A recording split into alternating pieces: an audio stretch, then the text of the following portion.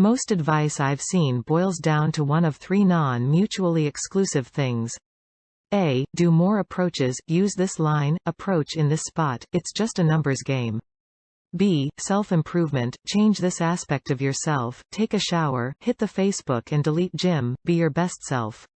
C. Stop trying so hard, just relax and be patient, you'll get lucky one day. Most of the time, I see people say they are doing one or two of the above and then get advised to do the one or two they are not doing. Each of these three pieces of advice is solid on its own, but they can be unhelpfully circular. Example. Go on a self-improvement kick with no results. Well, just do A. You need to ask girls out at your group classes or other adult co-ed activities. What you don't do something like that? Just do B and enroll in some group activities. A few $100 and some weeks later and there's no results. Why, just try C. Stop trying so hard you're reeking of desperation and it's creepy to join a class to look for a romantic partner. Nothing happens for some time, well you need to try of course. Things aren't just happen without being proactive after all. In the end, much good-ish advice is given, much action is taken, but nothing is accomplished. It's just spinning wheels. People look for an alternative after bashing their head on A, B, and C, and they will find one.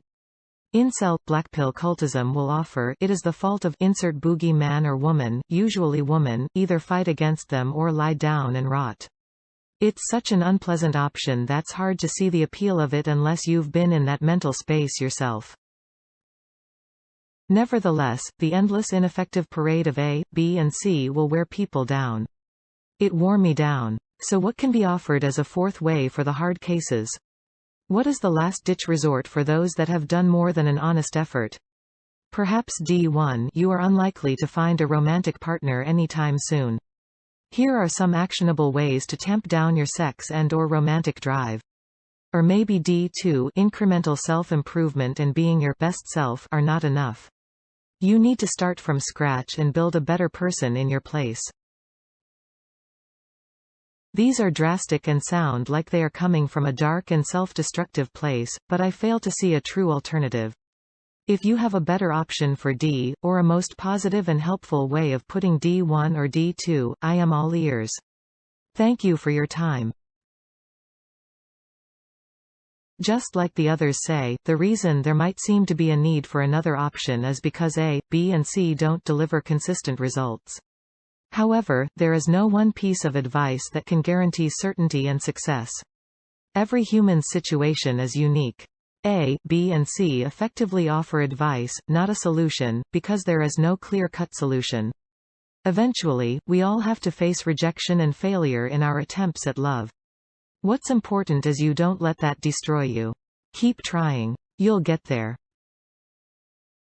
It's also worth stating I don't think a fixation with romance and dating is healthy. A solid D would be a combination of A, B and C. Improve yourself but do it for you. Don't worry too much about romance. All that can fall into place after. I've tried to force romance before it only ended up with me settling for someone who wasn't right for me. The hard truth is that life is random and the only thing you can do to succeed, whether that be in romance, in your career or just anything you want to succeed at, is to take the chances once they come. When people say do A, B and C, this is only to increase the chances that you will meet someone. But it's not guaranteed and will never be. But if you do these activities you will significantly increase your chances, as well as gaining other positive things such as increasing your social skills and keeping your mind healthy.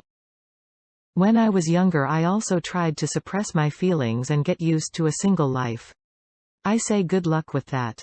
You cannot trick your brain to like loneliness. Some people enjoy loneliness and feel happy with themselves, but you're obviously trying to force it.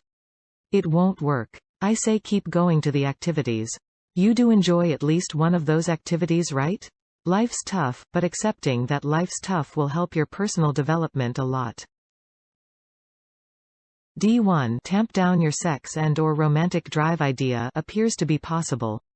There are folk out there like that, who fill their lives with friends and family and pets and career and volunteering and hobbies. No idea what they feel like on the inside but from the outside, and what they say they're quite convincingly content. Never worked for me though. When my life was full it helped a lot, but I'd still meet girls I liked and it would all flare up again. As for D2, not sure I really understand what you mean by start from scratch and build a better person in your place. If you mean drastic change, improvement instead of incremental, then I certainly think it can help. There are incels I've talked to who've said they've done massive improvement, then when they detail it I'm not too impressed with their fairly minimal effort. When you mention doing a class for only some weeks, it's hard not to lump you in with them, to be honest. For myself it happened when I all of did a do more approaches and B self-improvement very consistently and intensively for a couple years, alongside learning to fake C just relax and be patient. With several more years of B before all that. I was starting off from a low point though. You've done a lot of hard work. Unfortunately, hard work and effort aren't always rewarded the way we want. This isn't a formula. That's why people say to change for yourself. Not exactly the same, but think of job searching. At one point I was unemployed, sorta homeless, and basically out of money. It was a very miserable year, and when I think about it I just want to curl into a ball so tight I blip out of existence. I was applying to 20 jobs a week, everything I was even remotely qualified for in a 150-mile radius. Things don't always come fast. Thing is, you have no idea if these things are ineffective or circular, because they aren't, because they can't be a guarantee of success within a certain frame of time. That's the thing, some guys come here and want guaranteed numbers. If I go to X number of hobby groups and strike up Y conversations, I will have a date in Z days. And life doesn't work that way. You have to keep plugging away, just like everyone. The Z has been 0 so far. Everyone is unsuccessful until they're not. I find the focus on numbers and stats to be misplaced. We're talking about human interactions, not video games. I see what you're saying, and it's sound. To some extent that what I've been doing, I live my life the best I can. But it's not so easy to let it wash by me. There's a pattern of getting my hopes up either about someone in particular or just generally, and then seeing them dashed. But seeing the same pattern of hope getting built up and crushed on repeat for many years now, no break from it and no exceptions, it's a problem that requires being addressed. I'm turning 25 soon, and people around me are starting to notice. This isn't normal. This isn't, well, everyone has an awkward phase. This is a major part of almost everyone's life that I am seemingly incapable of having. I need something, anything other than keep doing what you've tried already and magically everything will be different. I'm looking for something that is novel, actionable and realistic. By which I mean, whatever it is, it should at least feel new to me. I'm not ruling out more standard advice, but I need to look at something other than the same list of platitudes and pro tips. It should of course be something doable rather than something that is pure theory. And it should be realistic to my situation and goals. No pua get laid tonight shtick that's designed to help guys that already have been in relationships have more casual sex when they're bored. It needs to be for hard cases. Do you know of anything like that? D1 tamp down your sex and or romantic drive idea is bullshit and doesn't really help much, but D2 build a new you can be quite good. My version of that is to understand the power of the negative suggestion and conviction in your mind. Your pain and experiences give you a skewed view of reality, and that reflects in literally everything you do.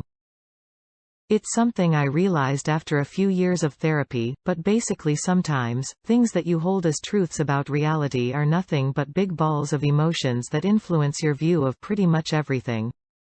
In the case of black-pilled types it's pretty much always in a negative way, and the terrible thing about this mechanism is that it makes you think that you know the truth because it makes you feel very strong emotions and puts them at the base of your reasoning. But that's all they are. Emotions, not facts.